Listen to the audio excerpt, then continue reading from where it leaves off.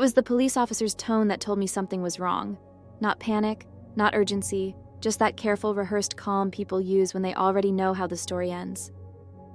"Ma'am," he said, standing on my porch at 6:12 a.m., notebook tucked against his chest. "Do you know why someone would be filming you while you sleep?" I'm going to tell this the way I told them, the way it's written in the report, the way it was later dissected by psychologists, detectives, and people online who believe they would have noticed sooner. This is based on a real event, but the real horror isn't what happened. It's how long it took me to accept that it had been happening the entire time. My name is Elena Ward. I'm 34 years old. At the time this began, I worked as a trauma intake coordinator at a regional hospital. Ironic, I know. My job was to listen to people tell me the worst moments of their lives and decide how urgently they needed help. I was good at it. I lived alone in a one-bedroom apartment on the 3rd floor of an older building. Thin walls, creaky pipes, constant ambient noise that made it hard to tell where sounds were coming from. The kind of place where you stop questioning footsteps because there's always footsteps. That matters. Because the first sign wasn't visual, it was auditory. Every night, just before I fell asleep, I heard someone exhale. Not a sigh, not breathing through sleep. A deliberate, steady exhale, close enough that I could feel it on the shell of my ear. I assumed it was anxiety or hypnagogic hallucinations. I'd read about them, heard patients describe similar things, your brain misfiring as it powers down, harmless, until it started answering me. The first time I spoke aloud, I didn't realize I'd done it. "Hello?" I whispered into the dark, heart-pounding, sheets pulled tight to my chin. From behind me, something whispered back, "Hi." My voice, same pitch, same tired softness, but it came a half-second too late. I didn't scream. That detail always disappoints people.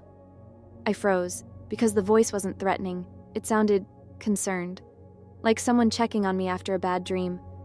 I rolled over. Nothing there. The room looked exactly as it always did. My dresser, the chair with clothes draped over it, the door closed, the faint glow of streetlight bleeding through the blinds. I laughed, out loud, too loudly. "Okay," I told myself, "okay." The laugh echoed wrong, too flat. I slept with the lights on for 3 nights after that. The voice didn't come back, but other things did. It started with lost time. I'd arrive home from work at 6:30 p.m. and blink, and suddenly it was 10:15. Dishes washed, shower taken, hair damp. I assumed autopilot. Burnout, dissociation. Something I was intimately familiar with professionally, but apparently blind to personally. Then I found the spreadsheet. It was open on my laptop one morning when I woke up. Columns, dates, times, observations, all labeled in my handwriting. Sleep events, internal monitoring, I scrolled. 1:42 a.m., subject vocalized. 1:44 a.m., mirroring response successful. 2:11 a.m., resistance minimal. My stomach turned.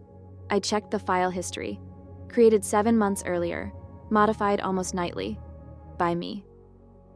The thing that finally broke through my denial wasn't the spreadsheet. It was the comment at the bottom of the page, typed in bold. "If you're reading this and you don't remember writing it, she's getting better." I took the laptop to work.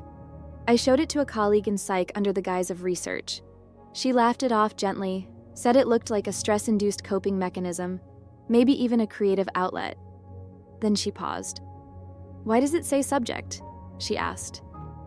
I didn't have an answer. That night, I set up my phone to record while I slept. Just audio. I didn't tell anyone. I don't know why.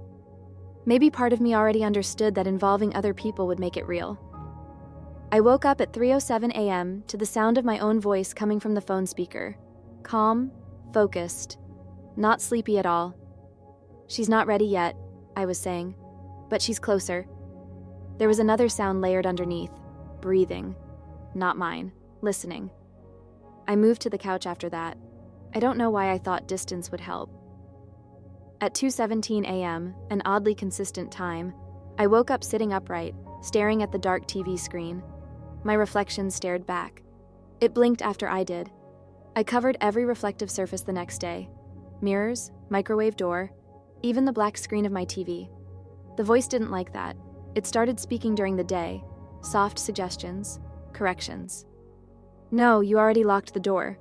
You took your meds. You've checked the stove. Things that sounded helpful. Things that made me stop double-checking, stop verifying. The more I let it help, the quieter my anxiety became. The quieter I became.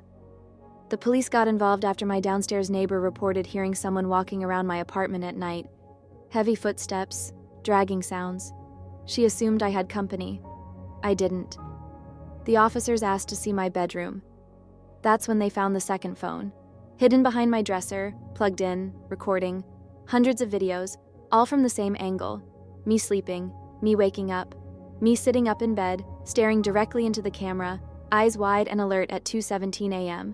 Me whispering things I don't remember saying. She thinks she's alone. She doesn't hear us yet. She's getting closer to remembering.